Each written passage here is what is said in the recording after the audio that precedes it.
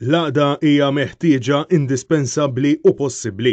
Huwa obbligu tagħna illi ninaqdu għall-partit u għall-poplu li huwa għaċċana l-oppożizzjoni b'saħħitha serja u integra. Kliem l-avukat Bernard Grech, kandidat għall-elezzjoni ta' kap tal-Partit Nazzjonalista f'intervista li saritlu fuq Net FM l-erba' wara nofsinhar fejn sostna li għandu jiġi ppubblikat id-due diligence imwettaq mill-Kummissjoni tal-Kandidati. U talab li l-istess kummissjoni għax irid iżomm mal-weda li għamel sabiex it-tesserati jkollhom stampa ċara dwaru.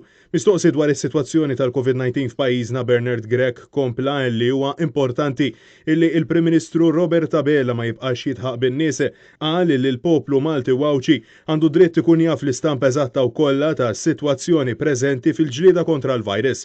Bernard Grech sostna li l-gvern ta' Robert Abela għandu l-obbligu li ma jkomplix jostor il-verità, dan meta konsegwenza tad-diskors tiegħu is-sagrifiċċji li twettqu fl-aħħar xhur minn min tilef il-post tax-xogħol, in-negozju, minn min kien ilu ma jara n-neputijiet għal-ġimgħat sħaħ u l-frontliners illi ħadmu qatih għall-pajjiż ser ikunu kollha għal xejn.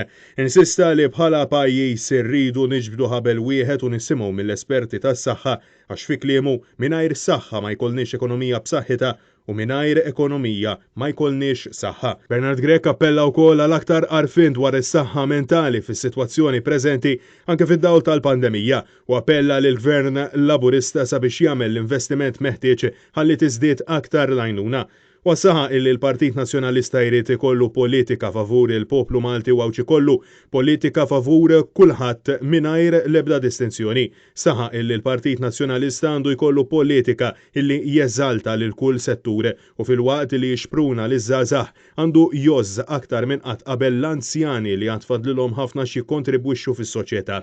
Kompla illi l-poplu irid Partit Nazzjonalista maqut ħalli ikollna pajjiż mill-ġdid b'saħħtu u normali. Mistoqsi dwar il-crowdfunding illi twettqet favur il-kampanja elettorali tiegħu, Bernard Grech saħa illi kull ċenteżmu li mhux ser ikun qed jintefaq mill-50,000 u 50 euro miġbura ser ikunu qed jingħataw lill-partit b'kull euro qed jiġi osservat minn awditur indipendenti.